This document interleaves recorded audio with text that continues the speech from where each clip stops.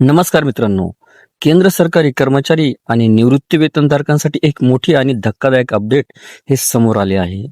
8व्या केंद्रीय वेतन आयोगाबाबत केंद्र सरकारने एक महत्त्वाची सार्वजनिक नोटीस ही जारी केली आहे आणि या नोटीसमुळे लाखो कर्मचाऱ्यांच्या पगारात मोठा बदल होण्याची शक्यता निर्माण झाली आहे. 3 नोव्हेंबर 2025 रोजी भारत सरकारने अधिकृत ठराव काढून 8व्या केंद्रीय वेतन आयोगाची स्थापना केली. या आयोगाचे मुख्य काम म्हणजे केंद्र सरकारी कर्मचारी आणि पेन्शनधारकांचे वेतन, भत्ते आणि पेन्शन रचना याचा सखोल आढावा घेणे. पण आता इथेच एक मोठा ट्विस्ट निर्माण झाला आहे. सरकारने कर्मचारी संघटना, पेन्शनर संघटना आणि सर्वसामान्य नागरिकांकडूनही सूचना आणि प्रस्तावही मागवले आहेत. हे प्रस्ताव ऑनलाईन पद्धतीने सादर करायचे आहेत. यासाठी आयोगाच्या अधिकृत वेबसाईटवर आणि माय गव्हर्नमेंट पोर्टलवरही खास ऑनलाईन अर्ज उपलब्ध करून देण्यात आला आहे. आयोगानं स्पष्ट केलं आहे की टपाल, ईमेल किंवा PDF द्वारे पाठवलेल्या सूचनांचा कसलाही विचार केला जाणार नाही.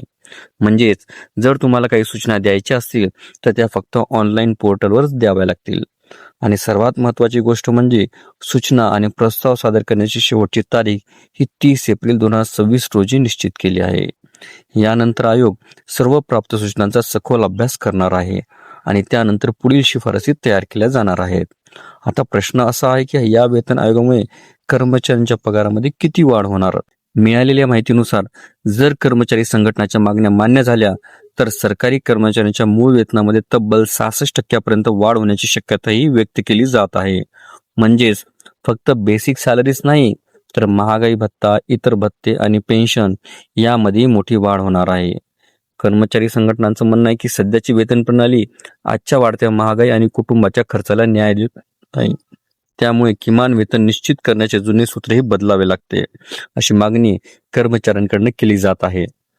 आता पाहायचं म्हणजे सरकार या मागण्यांवर कितपत सकारात्मक निर्णय घेते आणि 8वा वेतन आयोग कर्मचाऱ्यांसाठी किती मोठी खुशखबर ठरू शकते त्यावर आधारित आहे.